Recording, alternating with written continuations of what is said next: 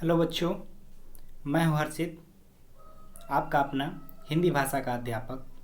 संत Michael international school के online classes में आप सभी प्यारे बच्चों का स्वागत करता हूं। मेरे प्यारे बच्चों, कैसे हैं आप सभी? स्वस्थ रहिए, सतर्क रहिए और फिलहाल आप अपने घरों से ही पढ़ते रहिए। बच्चों, आज मैं आपके लिए लेके आया हूं कक्षा 8 की हिंदी पाठ्य पुस्तक उन्मेष, जिसमें हम लोग सेकेंड चैप्टर पढ़ रहे थे। तो चलिए बच्चों, शुरू करते हैं। बच्चों, आज हम लोग बेल वृक्ष के बारे में पढ़ने वाले हैं। चलिए बच्चों, शिव जी का प्रिय बेल। बेल को संस्कृत में बिलो तथा अंग्रेजी में वुड एप्पल कहते हैं। यह शिव जी का प्रिय माना जाता है।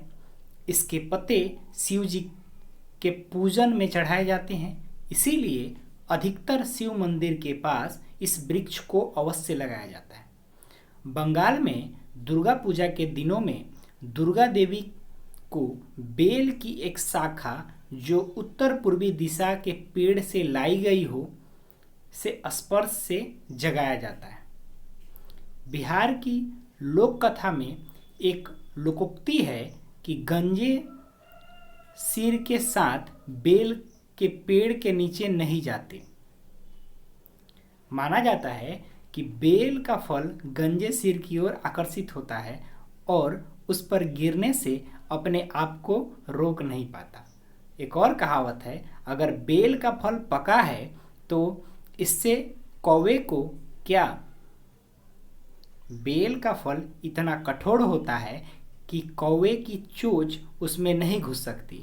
ऐसी मान्यता भी है कि यदि बेल और बेर का पेड़ एक साथ निकले हो तो नीचे पानी का स्रोत हो सकता है। बेल का वृक्ष लक्ष्मी जी का निवास भी माना जाता है। एक बार लक्ष्मी जी से विष्णु जी ने पूछा, तुम ब्राह्मणों से नाराज क्यों रहती हो? लक्ष्मी जी ने चिढ़कर उत्तर दिया, सारे ब्राह्मण मेरे स्वाभाविक शत्रु हैं। मैं अपने घर में अर्थात बेल के वृक्ष में शांति से रह नहीं सकती। वे प्रतिदिन मेरे पत्ते तोड़कर शंकर जी पर चढ़ाते हैं। जब वो मेरे घर को नष्ट करते हैं तो मैं उनके घर में क्यों रहूं? एक लोक कथा भी प्रचलित है। एक शिकारी था जो हिरण का शिकार करते समय जंगल में भटक गया। जब वह थक गया तो वह एक बेल के पेड़ पर चढ़कर बैठ गया। उससे वह रात उसी पेड़ पर गुजारने का निश्चय किया। पेड़ के नीचे एक छोटा सा मंदिर था जिसमें शिवलिंग था। उस दिन शिवरात्रि थी। अपने बैठने के स्थान को आरामदेह बनाने के लिए उसने बेल के पत्ते तोड़े और उनमें से कुछ नीचे शिवलिंग पर गिरे। उनके पसीने की बूंद भी शिवलिंग पर गिरी। शिकार न मिलने के कारण उसने सुबह से कुछ नहीं खाया था, इसलिए उसका व्रत भी हो गया।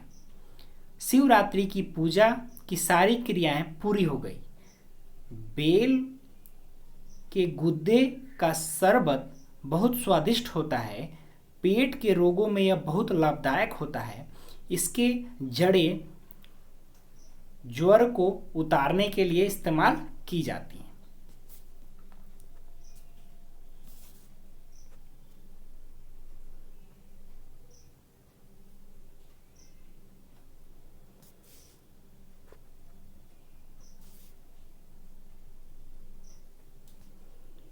पशु पक्षी का प्रिय जामुन। तो बच्चों, अब हम लोग जामुन पेड़ के बारे में जानेंगे। जामुन को संस्कृत में जम्बू या फलेंद्र कहते हैं तथा अंग्रेजी में ब्लैक पल्म या इंडियन ब्लैकबेरी कहते हैं। यह कृष्ण और गणेश के संदर्भ में एक पवित्र वृक्ष माना जाता है। बौद्ध धर्म में भी इसका महत्व है। बादलों के देवता मेघ ने धरती पर जामुन के रूप में अवतार लिया था। इसलिए इसके फलों का रंग तूफानों के बादलों के समान है।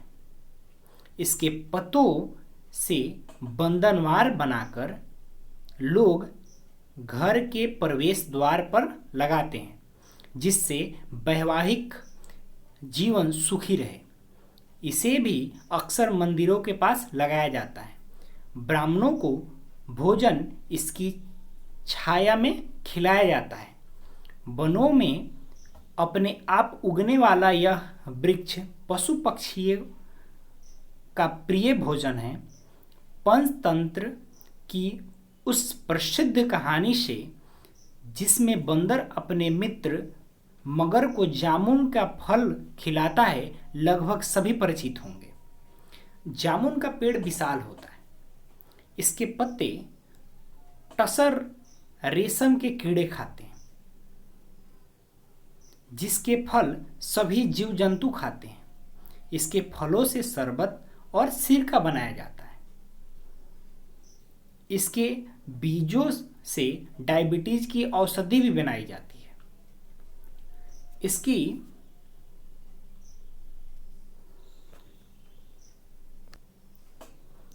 इसकी लकड़ी खेती के औजारों में काम आती है। वृक्षों के विवरण से तो हमें समझ आ गया कि हमारे जीवन का यह अभिन्न हिस्सा है। देवी देवताओं ने इन्हें सम्मान दिया है, तो हम कैसे तिरस्कार कर सकते हैं। इनकी रक्षा हमें अपने परिवार के सदस्य की भांति करनी चाहिए, क्योंकि वास्तव में ये हमारा परिवार है। उत्तराखंड का चिपको आंदोलन इस बात का प्रमाण है कि हम चाहें तो संगठित होकर वन संरक्षण कर सकते हैं। तो बच्चों, आपको चिपको आंदोलन पता होगा, जिसमें लोग पेड़ों को बचाने के लिए पेड़ से चिपक जाते थे। यह आंदोलन सुंदरलाल बहुगुणा द्वारा चलाया गया था, टेहरी गढ़वाल जिले में, उत्तराखंड के। तो वहाँ पेड़ों को काटकर बांध बनाया जा रहा था। तो लोगों ने पेड़ों को बचाने के लिए आंदोलन चलाया, और लोगों का यहाँ नारा था कि पेड़ काटने से पहले मुझे काटो। तो आप इससे भली भांति परिचित होंगे। तो इस प्रकार हम लोग पेड़ों की रक्षा भी कर सकते हैं संगठित होकर। अभी भी समय है, हम पेड़ों का विनाश रोकें और आने वाली पीढ़ियों की रक्षा करें। तो बच्चों, आपका चैप्टर यहाँ समाप्त होता है, और इस चैप्टर से आपको वृक्ष से संबंधित बहुत सारी महत्वपूर्ण जानकारियाँ मिली होंगी। आशा करता हूँ कि आप अपने जीवन में पेड़ों को अहमियत देंगे, इसकी महत्वपूर्णता को समझेंगे। तो बच्चों, अब आगे बढ़ते हैं।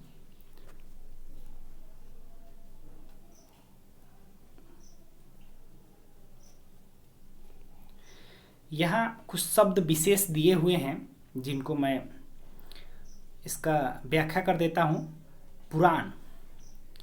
पुराण शब्द, यह एक पुराण जो है एक प्राचीन ग्रंथ है, जिनमें सृष्टि, राजाओं, ऋषियों, मुनियों का वृत्तांत मिलता है, और इसकी संख्या जो होती है 18 होती है। तो पुराणों की संख्या कितनी होती है बच्चों? 18 होती है। सदाबहार का अर्थ होता है सदा हरे भरे तथा फल फूल देने वाले वृक्ष, वो सदाबहार कहलाते हैं। अवतार, ईश्वर का किसी भी प्राणी के रूप में धरती पर जन्म लेना ही अवतार कहलाता है।